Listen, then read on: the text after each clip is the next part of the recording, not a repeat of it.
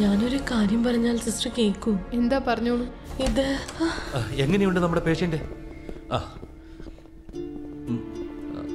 U are all right. Okay, very good. Everything is fine.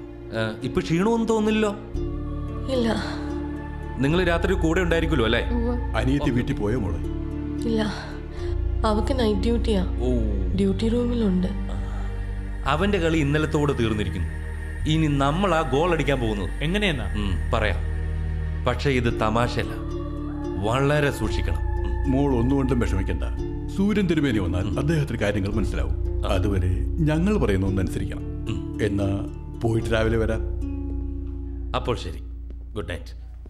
Come on ബിഷ, ഇനി അവൻ എന്ത് ചെയ്യുമെന്ന് നമുക്ക് നോക്കാം.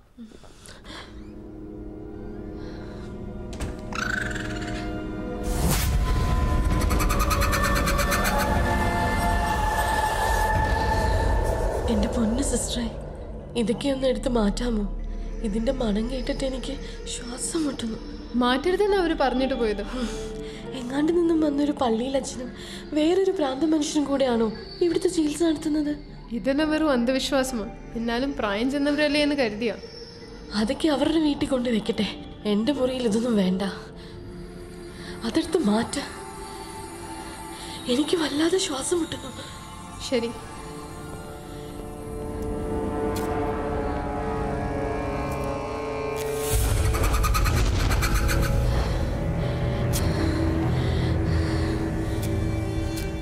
ഞങ്ങൾക്ക് ഈ കുരിശിലൊന്നും വിശ്വാസമില്ല. അതും കൂടി എടുത്തങ്ങ് മാറ്റിക്കും. എന്നിട്ടാ ജനാല തുറന്നിടും. സ്വല്പം വായു കയറട്ടെ.